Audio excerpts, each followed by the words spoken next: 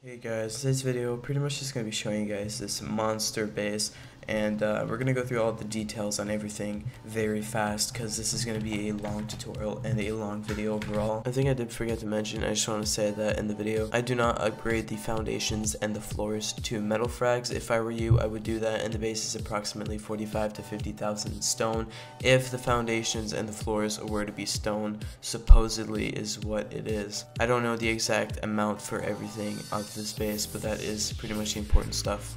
Basically these long arms type thingies, that's what I usually call them, these are gonna prevent anybody from, going all the way up and retowering, because now you can actually build twig stuff on people's buildings. So even if it's building block, they can do that now.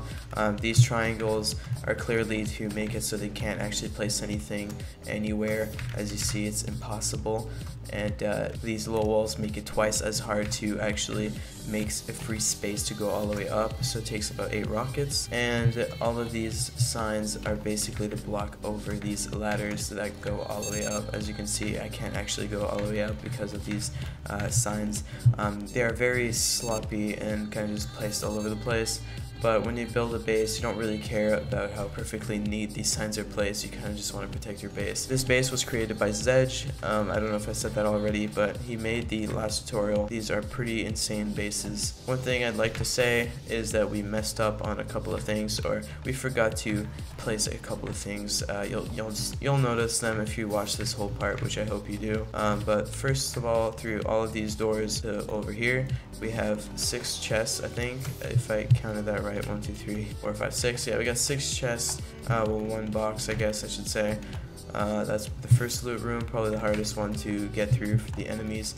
And then over here, I think we forgot to, no, actually this isn't it, but right over here, basically if somebody blows this up, there's a flame turret that'll constantly break that. So if somebody comes here solo, they won't be able to raid it, because the flame turret is going to constantly shoot that and break it every time. Over here we have the first loot room, and if they are unlucky enough to go here first, they're probably most likely going to die unless they can run very quick. So this is pretty much just a turret and 4 crates. Sorry if it's laser beaming into your eyes. And over here it is 5 crates overall.